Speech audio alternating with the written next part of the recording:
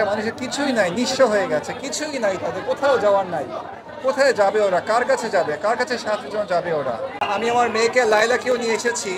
বাচ্চাদের একটু প্যানিক হয়ে গেছে, ও চুপচাপ বসে আছে ওখানে যেখানে দান খরচ করে। ও নিজের ঈদই সব পয়সা নিয়ে এসেছে।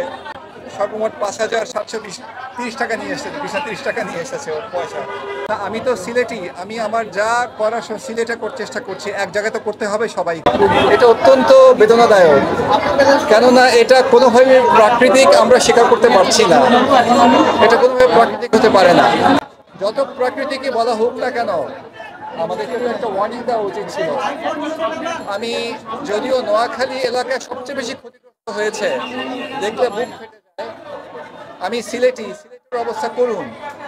আমার কিছু কিছু আত্মীয় স্বজন তো থাকার জায়গা নাই আর, এবং অনেকে খাওয়া বানাচ্ছেন, বাসা ছেড়ে চলে গেছেন 4তলা 5তলা ফ্ল্যাট হয়ে গেছে বিধায় আমিও খুব ব্যস্ত সেটা নিয়ে। এবং আমি আশা করি এটার জন্য আল্লাহ তাআলা দ্রুত আল্লাহ তাআলা যেন আমাদেরকে হেদায়েত দেন এই ব্যাপারে, আমিন। এবং যেটা আমি আপনাদেরকে বলি, ভাই বোনেরা, আপনারা একটা জিনিস খুব খেয়াল রেখেন, আমাদের কিছু অতি দ্রুত নৌকা দরকার। নৌকা যেখানে মানুষরা উঠতে পারে। অনেকে আমাদের ভাই বোনেরা আছেন গাছে ধরে দাঁড়িয়ে আছেন, এমন সীমা হয়ে গেছে, মানে আইল্যান্ড হয়ে গেছে, জায়গা দ্বীপের মতো হয়ে গেছে, ওখান থেকে বের হতে পারছে না কেউই, খুব খারাপ অবস্থা। আমি আমার মেয়েকে লাইলাকেও নিয়ে এসেছি। বাচ্চাদের একটু প্যানিক হয়ে গেছে, ও চুপচাপ বসে আছে ওখানে যেখানে দান খরচ করে। ও নিজের ঈদই সব পয়সা নিয়ে এসেছে। সর্বমোট 5,730 টাকা নিয়ে এসেছে, 30 টাকা নিয়ে এসেছে ওর পয়সা সব দিয়েছে। আমি তো সিলেটি, আমি আমার যা করার সব সিলেটে করার চেষ্টা করছি। এক জায়গায় তো করতে হবে সবাইকে। এবং এমন তো না আমিও 3-4 বছর ধরে আমার কোনো চাকরি নেই আসলে। আমি তো আদালতে লড়ে গিয়েছি আমার বাচ্চাদের জন্য, এবং সেখানে আমার সব সময়, সব টাকা পয়সা, এনার্জি খরচ হয়ে গেছে। তারপর আমি আছি।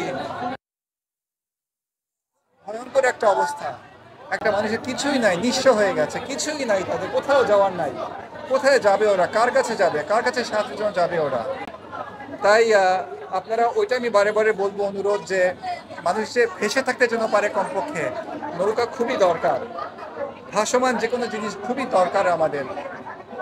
এইটুকুই বলবো আমি আপনাদেরকে। এবং আমিও চেষ্টা করছি, আমি বনানী এলাকায় থাকি, চেষ্টা করছি ওখানেও কিছু ত্রাণের ব্যবস্থা করতে।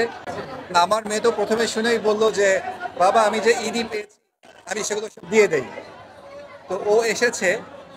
আমার মেয়ে তো অত্যন্ত কষ্ট করেছে, আদালতে গিয়ে, থানায় গিয়ে, ওকে রাতে থানায় রাখা হতো। এবং ও ভেবেছে যে এখানে ছাত্ররা ছাত্ররা তো কম বয়স, আমারই তো মেয়েদের বয়স অনেকে ছাত্রছাত্রীরা। আমি বলছি আপুরা আছে, আপুরা তোমার থেকে চাঁদা নেবে, তোমার ঈদিটা নেবে, ওই পর্যন্ত তুমি আসো। তো বেচারি সে তো মানুষটাকে ভয় পেয়ে গেছে, ও ভেবেছে এটা পুলিশ কিনা, থানা কিনা ভেবেছে আর কি। ও কানতে শুরু করে দিয়েছে আর কি। তো চুপচাপ বসে আছে ওখানে। যে ইউনিভার্সিটির ছাত্রীরা আছেন, ওরাই বড় আপুরে ওকে পাশে বসে চকলেট খেতে দিয়েছে, ওখানে চুপচাপ বসে আছে আর কি। এখন এই আপনারা দোয়া করে রিল্যাক্স ফিরেছে ওখানে বসে আর কি।